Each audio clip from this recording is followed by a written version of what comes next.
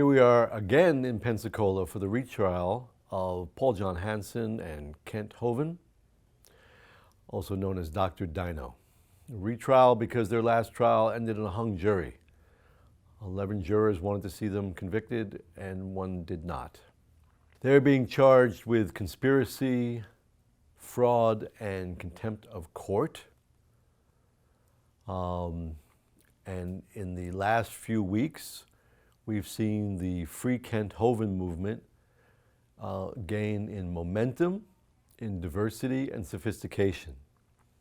The literal branding of the movement, the quality of the graphics, the use of social media, the outreach to local pastors and students in Pensacola has been more vigorous and also kinder than the last round. Before the last trial, there was more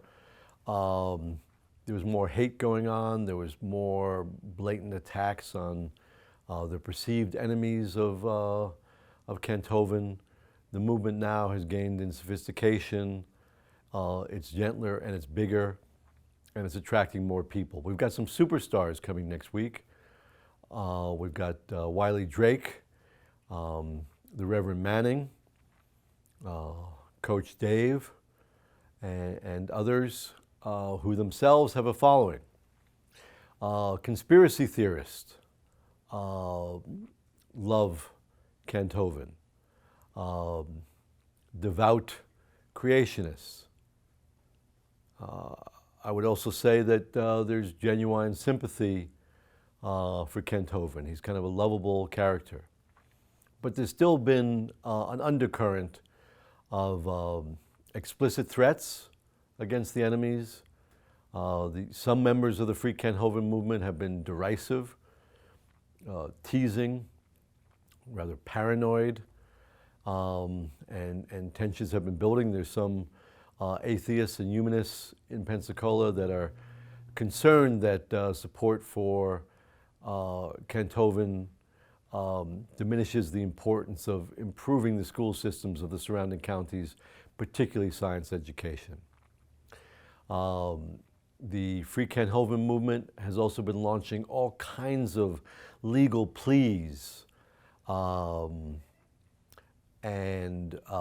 some pretty wacky defense motions. Some may call some of the legal moves desperate, but they're certainly the mark of the sovereign citizen movement all over the tactics. So we're expecting a lively retrial.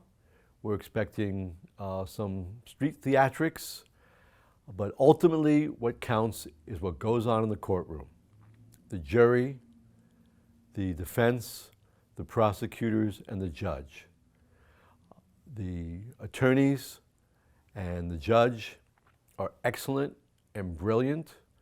The IRS has few cases that they can afford to prosecute annually.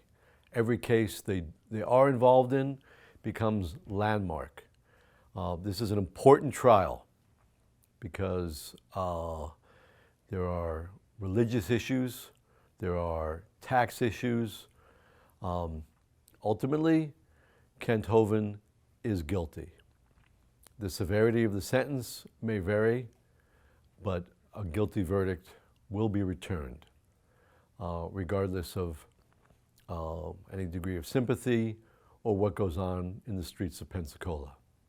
We look forward to speaking with members of the Free Kent Hovind movement, those who are skeptical, with Kent Hovind's family, himself, and continuing to cover this fascinating trial and the hoopla that surrounds it. This is Jonathan Schwartz for the Interlock Media team in Pensacola.